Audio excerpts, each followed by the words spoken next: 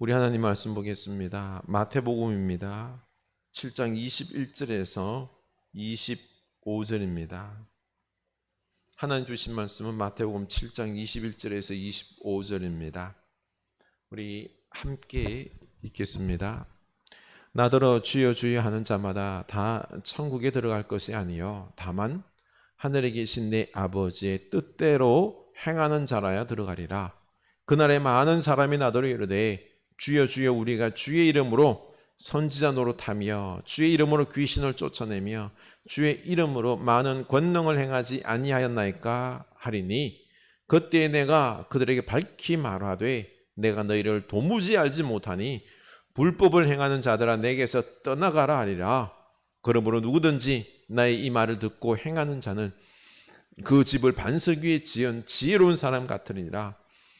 비가 내리고 창수가 나고 바람이 불어 그 집에 부딪히되 무너지지 아니하나니 이는 주추를 반석 위에 놓은 까닭이요. 아멘. 이 말씀이 우리의 믿음의 말씀이 될 수 있기를 축복합니다. 교회 소식 나누겠습니다. 8월 우리 이제 마지막 주죠.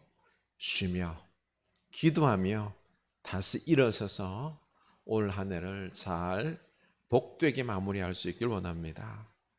이 포스트 코로나 시대에 우리의 신앙을 바로 세울 수 있기를 원합니다. 우리 이도환 김선우 선교사님 지난주 25일 날 출국하셨습니다. 위에서 많이 기도해 주시기 바라고요. 우리 매일생경 배부되고 있습니다. 올 가을이 이제 말씀으로 우리가 더욱 풍성하고 열매 맺고 성숙할 수 있기를 원합니다. 이번 주간 우리가 외워야 될 말씀 마태복음 13장 44절입니다. 천국은 마치 밭에 감추인 보화와 같으니 사람이 이를 발견한 후 숨겨두고 기뻐하며 돌아가서 자기의 소유를 다 팔아 그 밭을 사느니라. 아멘. 우리 외우며 이 천국 복음을 위하여 헌신하는 결단하는 우리 한 주가 될 수 있기 원합니다. 네, 우리 하나님 말씀 봅시다. 잘 지내셨죠? 네, 반갑습니다. 너무너무 보고 싶습니다. 우리 온라인으로도 또 카톡으로도 여러 모양으로 우리 함께 마음을 나눌 수 있길 원합니다. 이 코로나를 기점으로 메타버스 시대, 가상 현실 세계가 성큼 우리에게 다가왔습니다. 이 게임에만 머물러 있던 이 가상 세계가 이제 우리 현실 시대 속으로 파고들면서 가상과 현실이 혼재하는 시대로 살아가게 될 것입니다. 예전에 생각이 난 삶의 패턴들이 다 바뀝니다. 지금도 많이 바뀌었죠. 앞으로 확 바뀔 것입니다. 이 시대에 적응해야 할 것입니다. 그보다도 더 중요한 것이 하나님은 현대 사회를 뒤흔들면서 우리들의 신앙도 또한 새롭게 판을 짜고 싶어 하십니다. 우리의 신앙을 깨워서 나 자신만이 아니라 이 자연 만물까지 살리는 생명을 책임지는 통합적인 구원, 우리의 영혼뿐만 아니라 우리의 삶 그리고 자연 역사까지 구원하시기를 원하신다는 거죠. 그런데 이런 지각 변동 속에서 성도님들의 영혼들이 세속주의와 이단에 팔려가는 것을 보게 됩니다. 영원한 진리와 생명, 어때? 이 천국에 관심이 있나요? 이 땅에서의 성공, 물질들, 행복에만 관심이 있지 않습니까? 이게 세속주의 신앙입니다. 신천지, 하나님의 교회 구원파 등 이단들은 지금도 영혼들을 사냥하려고 합니다. 며칠 전에 우리 한 집사님께서 이상한 사람이 자꾸 자꾸 뭐라 그러길래 이건 누군지, 당신은 예수 안 믿는다, 구원 못 받았다고 자꾸 이야기하더래요. 알고 봤더니 박옥수 씨의 구원파의 미혹을 받고 있었습니다. 그래서 우리는요, 우리의 신앙을 살펴보면서 신앙의 본질, 믿음, 건강한 믿음을 회복해야 하는 것입니다. 여러분, 예수 믿는다는 게 뭘까요? 주일날 예배 한 번 드리는 것은 예수 믿는 게 아닌 것 알죠? 요즘은 예배당에 안 가고 온라인으로 예배를 드리니까 좋으면서도 신앙생활하는 어떤 다이나믹 맛이 안 난답니다. 오랜만에 다른 교회 다니는 한 성도님께서 그분을 만났는데 이런 마음이 든다는 것입니다. 좀 혼란스럽답니다. 예수님은 그럼 믿음을 무엇이라고 말씀하셨을까요? 누구든지 자기 십자가를 지고 나를 따라오지 않으면 내 제자가 될 수 없다라고 했습니다. 예수를 믿는다는 것은 아내나 자식이나 가족들보다도 주님을 더 사랑하고 내게 주어진 십자가를 지고 따르는 사람이 믿음의 사람, 제자, 믿음이 있다라는 거죠. 너무 부담되는 말이지 않습니까? 우리는 흔히 예수를 믿는다 그러면 구주를 고백하고 믿고 회개하고 기도하고 성장하고 믿음이 강해지면 그때 되면 이제 제자가 되어서 따르는 것 아닙니까? 생각했는데 아닙니다. 아닙니다. 흔히 저는 믿음이 약해서 아직은 아니에요. 이게 아닙니다. 더 기도하고 성장해서 따르겠습니다.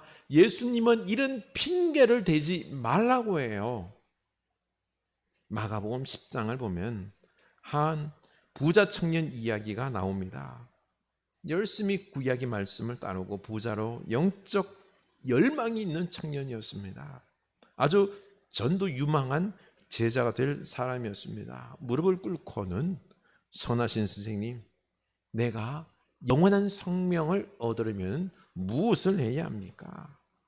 저 같으면 이런 청년 한 명 오면은요 얼씨구나 좋다 하고 꽉 붙잡고는 우리 함께 신앙생활 하면서 우리 이 교회 기둥이 됩시다. 네? 마음을 모아서 우리 교회를 섬기게 하려고 했을 것입니다. 그런데 예수님은 폭탄 같은 말씀을 던져버리죠. 마가복음 10장 21절 가서 내게 있는 것을 다 팔아 가난한 자들에게 주라. 그리하면 하늘에서 보화가 내게 있으리라. 아멘. 그리고 와서 나를 따르라. 이 부자 청년에게 삶을 뒤흔드는 폭탄을 던졌죠. 다 팔아라. 주님은 안락한 환경과 익숙한 자연스러운 상황을 완전히 포기하고 나를 따르라고 왔습니다. 이게 믿음이라는 것입니다. 한마디로 정리하면 예수님은 자신을 포기하라는 것입니다. 자기 자랑거리인 돈, 확실한 부를 포기하고 불확실성의 자리로 안전을 버리고 위험의 상황으로 구차한 변명을 버리고 주님을 따르기를 말씀하십니다. 이게 믿음이래요. 이게 믿음. 처음 본 부자에게 이런 말을 했습니다. 도망갈 거 뻔히 알면서도 이런 말을 합니다. 이게 믿음이라는 거죠. 그런데 오늘날 우리에게 예수님께서 내 재산을 팔라, 내 원수를 용서하라, 가족을 위해서 네가 먼저 죽어라. 여러분 이런 말씀이 귀에 들려옵니까? 어때요? 들려옵니까? 그런 말씀보다는 우리의 필요를 채워주신 하나님, 큰 돈을 벌게 해주시는 하나님, 자녀들이 잘 되고 건강할 것이라는 말씀만 들려오지 않습니까? 이게 이 세상의 것을 추구하는 신앙으로 흘러가는 것입니다. 지금 아프가니스탄을 보십시오. 카불 공항에 들어가려고 사람들이 북새통입니다. 왜 저렇게 공항에 매달리는 것일까요?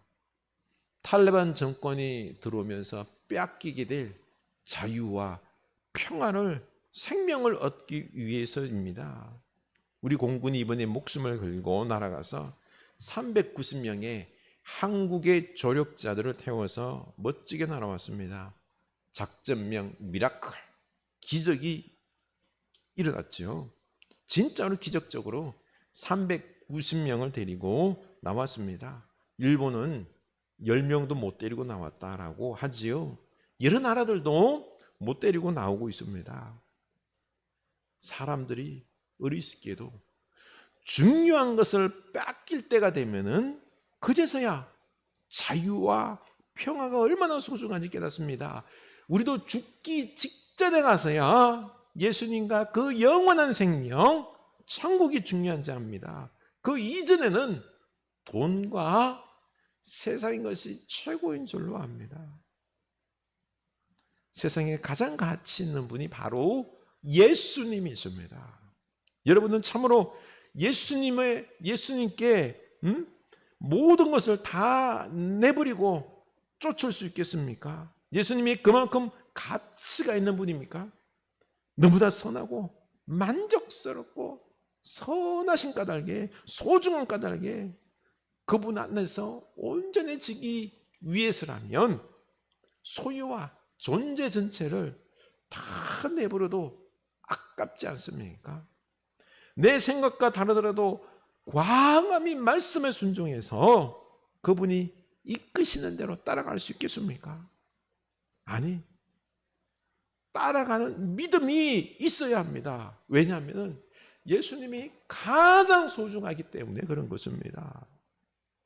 왜냐하면 예수님은 우리를 구원하셨고 영원한 생명을 주셨고 진리 자체이시고 우리 인생의 길이시고 우리의 풍성함이기 때문에 그렇습니다. 주님이 우리의 전부가 되어야 하기 때문입니다. 좀 더 자세히 우리가 왜 예수님을 믿어야 하는지 살펴보겠습니다. 먼저 하나님은 이 우주 만물, 세상과 인간과 나를 창조하신 창조주이시며 인간의 역사와 문화와 나의 주인이십니다. 창세기 1장 26절 세 번역으로 보면은요, 하나님이 말씀하시기를 우리가 우리의 형상을 따라서 우리의 모양대로 사람을 만들자. 그리고 그가 바다의 고기와 공중의 새와 땅 위에 사는 온갖 들짐승과 땅 위에 기어다니는 모든 길짐승을 다스리게 하자 하시고, 하나님이 당신의 형상대로 사람을 창조하셨다. 하나님이 그들을 남자와 여자로 창조하셨다. 하나님이 그들에게 말씀하시기를 생육하고 번성하여 땅에 충만하라. 땅을 정복하여라. 바다의 고기와 공중의 새와 땅 위에 살아 움직이는 모든 생물을 다스리라 하셨다. 우리는 하나님의 형상으로 지음 받았기에 하나님을 떠날 수가 없습니다. 하나님과 영원히 함께해야 됩니다. 그리고 하나님은 당신께서 창조하신 이 모든 것을 다스리도록 그 권한과 능력과 사명을 위임하셨습니다. 얼마나 큰 축복입니까? 그러나 주인은 우리 하나님이십니다. 그러나 인간은 하나님이 주인이신 것을 거부하고 내 스스로가 인간이 주인이라고 생각했습니다. 이런 상태를 죄다라고 합니다. 우리는 죄하면은 거짓말 안 하고 착하게 사는 어떤 윤리적 기준으로 죄를 보려고 하는데 아닙니다. 주인이신 하나님을 거부하고 따르지 아니하면은 모든 게 죄입니다. 내 마음대로 사는 게 죄인 거지요. 로마서 3장 23절 모든 사람이 죄를 범하였음에 하나님의 영광에 이르지 못하더니, 이러한 창조주의 반역, 죄에 대한 대가는 죽음밖에 없습니다. 그래서 6장 23절에서 죄의 삭은 죽음이에요. 하나님의 선물은 우리 주 예수 그리스도 안에서 누리는 영원한 생명입니다. 아멘. 그런데 하나님은 우리 인간 그리고 우리 각자를 너무 사랑하셨기에 우리가 지불해야 할 대가를 예수님이 십자가에서 대신 지게 하셨습니다. 죄인이 죄인을 구원할 수 없기 때문에 하나님은 죄 없으신 예수님을 통해서 십자가에서 모든 죄를 대신해서 죽게 하심으로 우리를 구원하셨습니다. 우리는 이 구원의 길이 너무 쉽고 간단해서 도리어 신뢰를 안 하려고 합니다. 좀 힘들게 구원받아야지, 내가 뭔가를 열심히 해서 구원받는 느낌이 들어야 하는데 아니에요. 너무 쉬워요. 그런데 쉬운 이유가 있죠. 왜죠? 이 구원은 우리 힘으로 이룰 수 없기 때문입니다. 그래서 예수님께서 대신 이루어 주셨고 우리는 예수님을 믿으면 구원을 얻는 것입니다. 그래서 구원의 길은 쉽습니다. 어린 아이들도 이해하고 구원받을 수 있도록 쉽게 해줬습니다. 그런데 이 쉬운 길을 온 세상 사람들은 믿지 않으려고 합니다. 그러나 모든 인간들이 구원받을 수 있는 길이 쉽지만 성삼위 하나님께서는 이 구원의 길을 이루기 위해서 행하신 그 역사는 엄청납니다. 특히 예수님께서 당하신 버림받음은 상상을 초월합니다. 예수님께서 겟세마네 동산에서 땀방울이 핏방울이 되도록 기도했죠. 왜요? 이 잔을 옮겨달라고, 십자가를 지지 않게 해달라고. 예수님은 왜 그렇게 십자가를 무서워하셨을까? 초대교회 교인들 스데반은 그 십자가에 돌에 맞아 죽는 것을 너무너무 웃으면서 편안하게 이 순교를 당했는데 왜 예수님은 이 십자가를 무서워했을까? 왜일까요? 이게 우리 생각해 봐야 됩니다. 예수님의 십자가 죽음은 단순한 죽음이 아닙니다. 육체적 죽음을 고통스러워한 게 아니에요.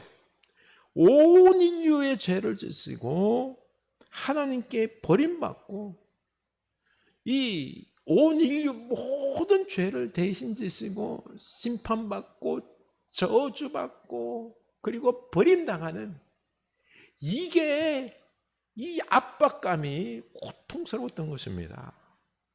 그래서 힘든 겁니다. 그리고 십자가에서 마지막 말씀이 다 이루었다 아닙니까? 심판의 저주를 주님께서 다 받으시고 죽음으로 구원을 이루신 것입니다. 이렇게 우리의 구원 안에는요 하나님의 열심이 들어 있습니다. 성삼위 하나님의 열심을 살펴보면 우리 놀랄 겁니다. 하나님의 열심과 그 은혜가 있기 때문에 우리에게는 구원이 쉬운 겁니다. 지금도 부활하신 예수님께서 우리를 용서해 주시고 우리와 함께 하시면서 우리를 인도하십니다.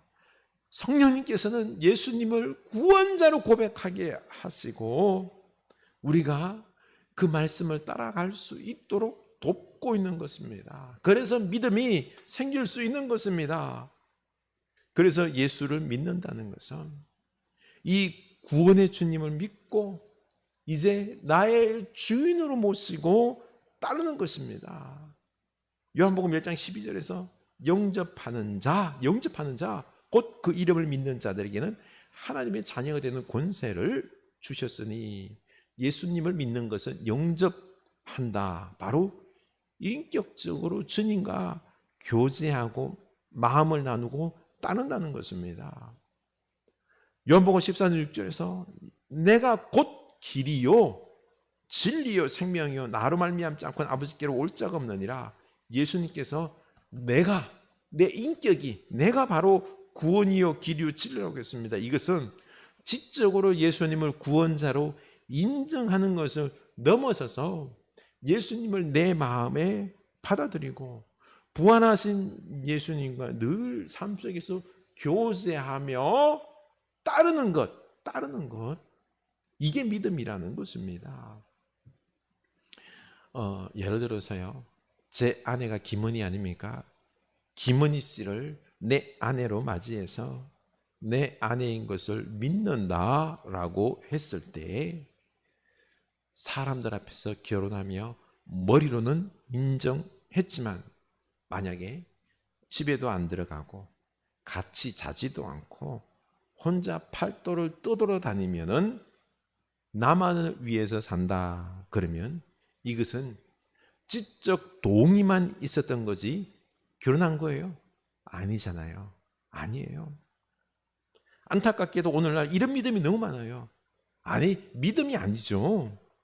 예수를 믿는다고 말과 머리로만 동의하고는요, 주님과의 어떤 인격적인 사랑의 교제, 이 사랑이 없이, 순종이 없이 자기 마음대로 살아갑니다. 구원자가 되시는 예수님을 주인으로 모시며 사랑하며 늘 동행하는 것이 이게 믿음인 것입니다. 요즘 윤희숙 의원의 부친이 세종에 땅 투기한 것 가지고 난리죠. 믿음이라는 것은 바로 가장 값진 보물이신 예수님께 내 모든 것을 투자하는 것입니다. 마태복음 13장 44절, 하늘나라는 밭에 숨겨놓은 보물과 같다. 어떤 사람이 그것을 발견하면 제자리에 숨겨두고 기뻐하며 집에 돌아가서는 가진 것을 다 팔아서 그 밭을 산다. 예수님께서 가장 귀한 보물이시기 때문에 내 모든 것을 포기하고 내 생각과 시간과 삶을 주님께 다 드려서 주님께 투자하는 것이 믿음이다라는 것입니다. 그 밭에 예수님께서 귀한 보물임을 보고도 알고도 그 밭을 사지 않고 그 보물을 취하지 않는 것은 바보든지 그 보물을 믿지 않는 것입니다. 오늘날 우리 믿음이 이런 경우가 많습니다. 예수님을 귀한 보물로 믿지 않습니다. 머리로만 나의 구원자임을 고백하고 여전히 세상의 것에 관심을 가지고 세상 성공과 물질에 올인합니다. 이것은 믿는 게 아닙니다. 예수님을 가장 귀한 가치 있는 분으로 생각하는 게 아닙니다. 여전히 내 생각대로, 내 습관대로 늘 살아오르던 대로 살아갑니다. 예수님을 믿는 게 아닙니다. 세속주의 신앙의 위선적인 신앙일 뿐입니다. 지적인 동의만으로 구원받았다고 착각하는 구원파 이단. 예수님이 내 죄를 다 사해 주셔서 이제는 내 죄가 하나도 없다. 과거의 죄, 현재의 죄, 미래의 죄 하나도 없다. 이 지식 하나만 알고 있으면 구원받았다라고 착각하고는요, 무슨 짓거리를 했죠? 그 옛날 오대양 살인 사건, 유병헌 씨의 세월호 침몰 사건, 박옥수 씨의 만병통치 비타민 약 사건, 주님과의 인격적인 교제도 없고 양심이 마비되었기 때문에 이런 악한 예선을 행하고도 나는 구원받았다, 말도 안 되는 소리를 합니다. 이들은 예수님과의 인격적인 교제 그리고 말씀에 순종하지 않습니다. 믿는 게 아닙니다. 그래서 마태복음 7장 21절에 나더러 주여 주여 하는 자마다 다 천국에 들어갈 것이 아니요 다만 하늘에 계신 내 아버지의 뜻대로 행하는 자라야 들어가리라. 아멘. 주님을 부르고 선지자라고 하고 귀신을 쫓아냈다고 자랑하지만 아버지의 뜻대로 행하지 아니하면은 천국에 들어갈 수 없다라는 것입니다. 다시 말해서 주님과 인격적인 교제를 하면서 주님의 말씀을 따르는 게 믿음입니다. 사람들은 왜 주님을 따르지 않는 것일까요? 첫째는 주님을 잘 모르기 때문입니다. 둘째는 내가 죽지 않았기 때문입니다. 셋째는 주님의 은혜에 나를 맡기지 않기 때문입니다. 우리 주님은 십자가 한없는 사랑도 있지만 털끝만한 죄도 미워하시는 거룩한 분이십니다. 창조적 권세와 구원과 치유와 기적의 능력들, 우리 성삼위 하나님의 놀라운 그 성품과 은혜와 능력들을 하나님에 대해서 우리가 안다면은요, 우리 하나님과 교제하면서 그 기쁨을 누리는 거죠. 나를 내려놓고 우리 하나님께 나를 다 맡길 수 있습니다. 그래서 우리 먼저 하나님을 힘써 알아야 됩니다. 하나님이 얼마나 위대하신 분인지, 어떤 분인지 우리가 힘써 알아야 됩니다. 하나님의 천지 창조라는 게 하나님께서 말씀으로 혼돈과 공허한 세상에 질서를 부여하신 것입니다. 이 말씀대로 살아갈 때 지금도 생명과 창조와 구원과 풍성함이 있는 것입니다. 질서가 세워지는 거죠. 코로나도 하나님의 질서가 깨져서 생긴 것입니다. 코로나 바이러스가 동물의 몸에 있어야만 됩니다. 박쥐의 몸에만 있어야 되는데 질서가 깨져서 변이를 거쳐서 우리 인간의 몸에 들어와서 생긴 병입니다. 그런데 왜 이 질서가 깨졌을까요? 인간들이 생명들을 잘 다스리기보다 욕심을 채우기 위해서 파괴하다가 이 하나님의 질서가 깨진 것입니다. 그리고 하나님은 이 코로나 시대의 혼란을 통해서 다시 질서를 세워가십니다. 이 지구의 생명들을 살릴 것입니다. 특별히 우리의 믿음을 새롭게 질서를 세워야 합니다. 주님과 말씀으로 교제하면서 그 말씀으로 창조와 구원과 생명과 기적의 역사, 이 질서를 세워가야 합니다. 하나님은 나의 전부를 원하십니다. 입술과 머리만이 아니라 다 드릴 수 있기를 원합니다. 솔직히 우리는 지금처럼 편안하게 내 마음대로 살고 싶어서 나를 전부 맡기고 그 말씀대로 순종하기를 꺼려합니다. 그런데 사실 지금까지 내 지식으로, 내 생각으로 마음대로 살아왔잖아요. 어때요? 진짜로 복됩니까? 성공했습니까? 뿌듯합니까? 아니잖아요. 성공도 행복도 못 이루었잖아요. 이제 좀 우리 내려놓읍시다. 내 생각과 고집과 삶의 패턴을 한번 내려놓읍시다.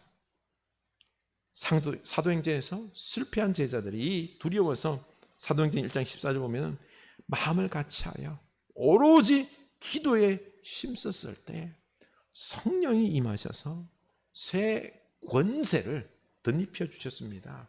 일자무식 배반자였던 베드로가 성령의 은혜에 의해서 설교를 하니까 3,000명이 회개하는 역사가 일어났습니다. 성령님이 하십니다. 그들이 상상하지 못했던 초대교회 역사가 그들 앞에 확 다가왔습니다. 맞습니다. 내가 죽고 철저히 하나님을 의지하는 데서 역사가 일어납니다. 우리 하나님께 다 맡기고, 우리 존재 알잖아요, 그렇죠? 미련함을 알고요, 죄악됨을 알고 하나님께 다 맡기고, 주여 우리가 순종할 수 없습니다. 믿음 주시옵소서. 우리 기도하기를 힘씁시다. 하나님께서 역사하십니다. 성령님께서 권능의 옷을 덧입혀 주실 것입니다. 하나님의 말씀이 부담스럽지만 이것이 생명과 창조와 구원의 길입니다. 나를 죽이고 이제 하나님께 다 맡깁시다. 하나님 맡깁니다. 하나님 맡기게 해주십시오. 주여 새 역사를 창조하옵소서. 우리 기도하고 말씀 붙잡고 순종할 수 있기를 원합니다. 놀라운 역사가 우리에게 일어날 것입니다. 우리 찬양합시다.